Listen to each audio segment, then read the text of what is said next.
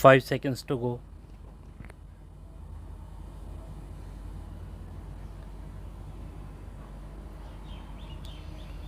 Start the debate on this new Constitution Amendment Bill or these provisions in this bill, which is under consideration, is now going on.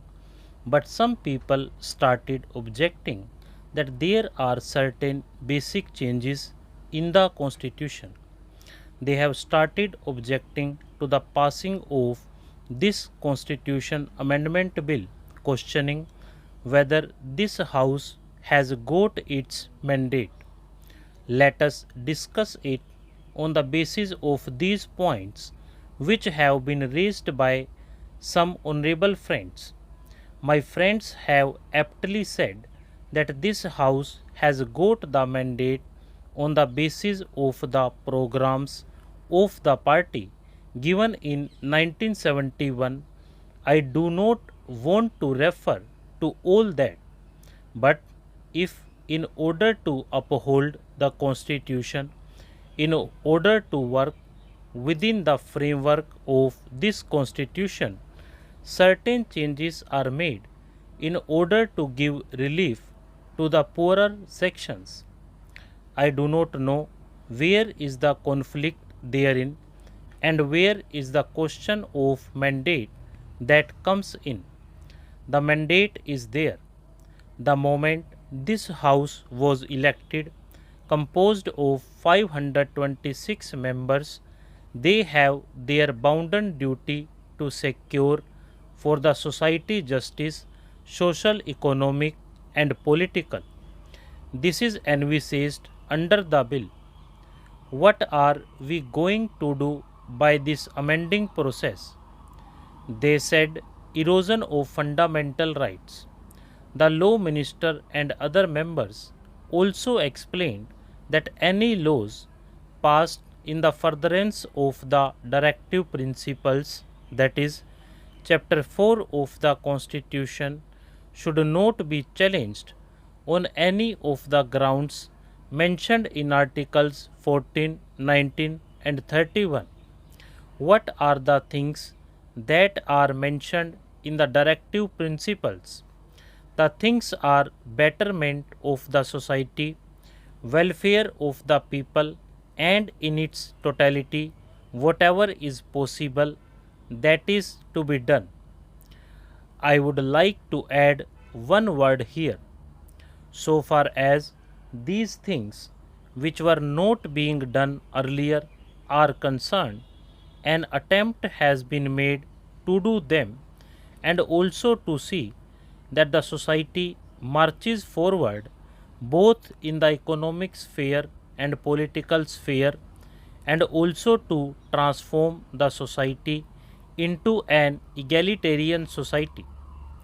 Certain new clauses have been added for this purpose, which are laudable, but some persons have found fault with it. I do not know what is their argument.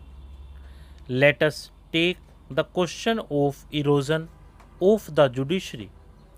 No powers of the judiciary have been curbed, rather the powers of judiciary have been streamlined.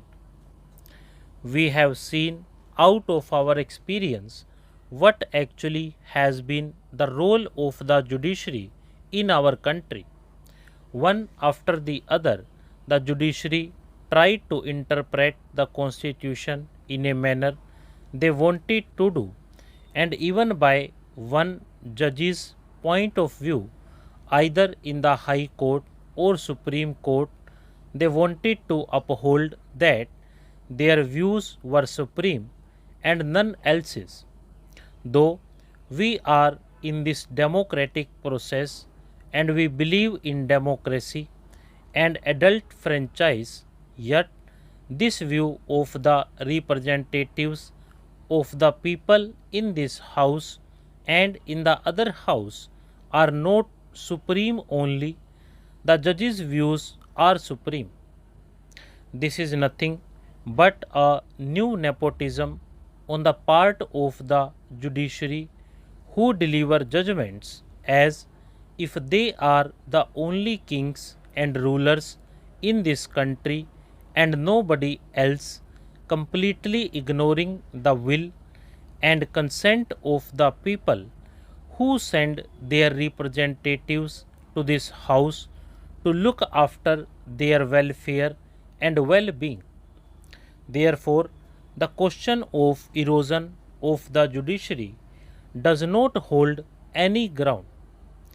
I have gone through one of the articles published in the Indian Express some time before about fundamental duties, particularly they mention, and I say that the challenges follow the noble ideals that inspired our national struggle for freedom.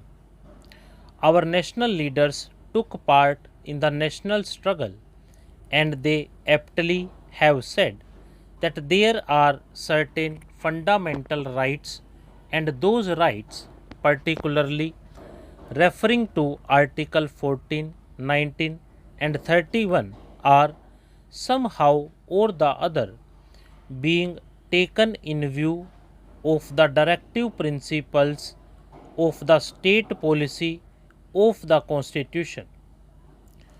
I do not know what is their actual viewpoint. If their viewpoint is to stick to the law, that is, the fundamental rights are fundamental rights, then those fundamental rights are for whom? Those fundamental rights are for the so called higher strata of the society, for the so called haves, and not for have nots. What is their grievance? The poorer sections of the society, the vast multitudes of the country, do not consider that fundamental rights are embedded in the Constitution. They consider what their fundamental needs are. Their fundamental needs is that their hunger should be removed and their economic conditions redressed. In view of these things, which one is to be given more weightage? The poorer sections who are demanding better transformation of the society. The problems of the poorer sections are to be given more weightage. This position, in brief, seemed to have shocked many people. With this view, these articles or constitutional changes which are under consideration are welcome measures and ought to be framed. There is no doubt about it. Stop.